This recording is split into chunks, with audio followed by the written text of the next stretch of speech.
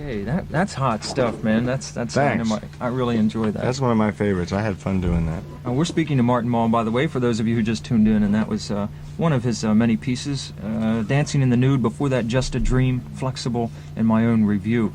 Which is plenty of my garbage. Yeah. We got to start playing somebody else's stuff. Oh, well, wait, I don't know, man. I would like to talk about the way that you put together albums, if I might ask you a couple one tune you played that was Flexible, which I don't know if the people are listening. If you just tuned in, this will mean nothing. But what I did was it's a swing tune, not unlike the last one. And I said to myself, like, all right, the last one we just heard, I used my own friends and everything like that, and had an arranger and worked with him, and it was a 29-piece orchestra, the way Glenn Miller used to work, etc. But what I did that predates Flexible by about 4 years. The last album, when I did Flexible, I said, well, why not use the real guys? So I went out and I got the local 802 directory from the Musicians Union in New York, and I said, I wonder how many vintage members of the original Duke Ellington and Count Basie bands are still alive and are still playing. And you found out they were all there. And I found out almost all of them. So I got Joe Wilder and Joe Newman, etc., on trumpet, and Billy Mitchell and Quentin Butter Jackson on horn, on trombone rather, and I got all these guys in there, and it was a terrific session because they were scared to death. What happened was we were recording at the record plant in New York, which has, like any studio, has a number of studios.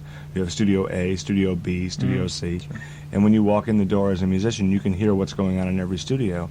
And here came these older guys. I mean, the average age was about 61, 62. And in Studio B, which is where we were, was nothing coming out of it. From Studio A, which was next door, Aerosmith was recording. Wow. And they're terrific people. They're very nice people. They've been very nice to me, you know, and their music is not exactly the music I listen to all the time, but I'm sure they do it very well, and I have nothing to say against them. But these guys came in, and they went, hey, man, I don't know what we're going to do on that. Wait a minute. Now, that ain't wait a minute. Hold on. I think we've been booked at the wrong date, Jack. And they were really upset because they thought they were going to have to play on this hard rock. Toys in the Attic or something. Exactly. That was the album they were doing. Yeah, right. And so finally we took them in the studio and we showed them the charts for Flexible, and they went, oh, this is more like it, you know. And they had a great time because what really turned out was that some of them had not seen each other for 10 years. So it was this great, we kept a tape going of just the conversations between takes. Of so-and-so telling another guy's stories. Remember the time we were in Moscow with Benny Goodman? My God, well, Jesus.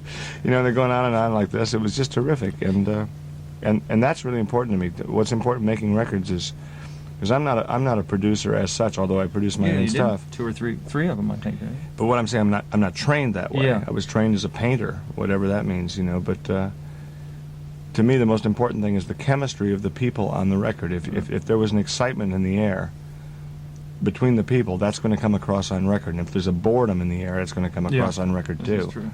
Is there any time when you've wanted to take the same responsibility on yourself for taking this amount of people on the road?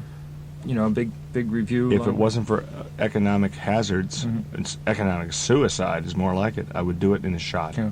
At the Capitol Center.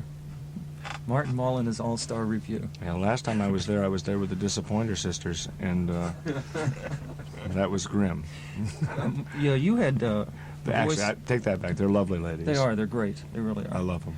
I just thought it was a funny name. That's all. Yeah, I guess. Hey, you get branded as a comedian, Damian. You got to do it. You know what I mean? And what am I bad-mouthing people I like for? I don't know. When there's so many people I don't like John Denver, that I could bad-mouth so easily. Right. Well, no, I like him. He's terrific. You think so? You can't pick on a guy with glasses. No, you can't. You can't hit him, at least, much as you might want to. He's got this fat... You like that drinking Head and Shoulders makes me happy, or whatever that song is he does? That's not... Sunshine on my shoulders. That's right. Right. If you hit him, it wouldn't hurt because he has his fat vests on and things. That's right. Well, you'd have to hit him through all the money. Right. Which is rough. And the money cushions.